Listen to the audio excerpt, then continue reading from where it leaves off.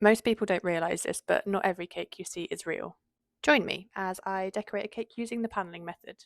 Hi, I'm Kim. I run my own cake business, and this cake is for a wedding show this weekend, so I thought I'd show you how I decorate my cake from start to finish. So, this is a dummy cake, which is a polystyrene cylinder decorated to look exactly like a real tear. If this were a real cake, it would be already fully ganached. To stick the fondant on, I always use Trex rather than water. Water can turn sticky fast, whereas Trex gives you control and a clean finish.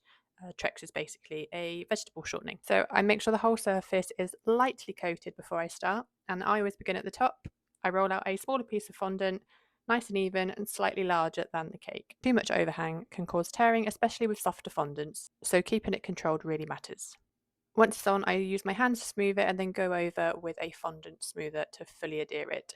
To trim it, I use a scalpel, cake use only, and it needs to be clean and sharp. I hold it vertically against the edge of the cake and run it around for a crisp, clean cut. Then I brush a little more Trex around the top edge just to make sure the sides will stick to the top. I use the paneling method because it gives a really sharp, professional edge.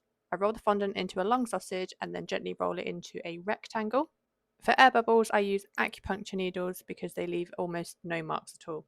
Again, cake use only. If you're unsure on what length you need, just measure the circumference of the cake and add a little extra. I make the panel slightly taller than the cake as well, so I've got room to work with. Then I secure one side first and wrap it round, overlap it, and then cut it where it folds. Removing the excess gives you a perfect seam and to smooth together. And then I trim the top carefully, keeping my eyes on the blade so nothing drags.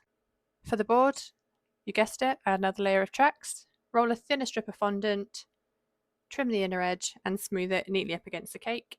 And that's it, all finished. If this helped, give it a like and a save and drop any questions down below. And make sure you follow along for more cake decorating tips and wedding prep. See you tomorrow. Bye.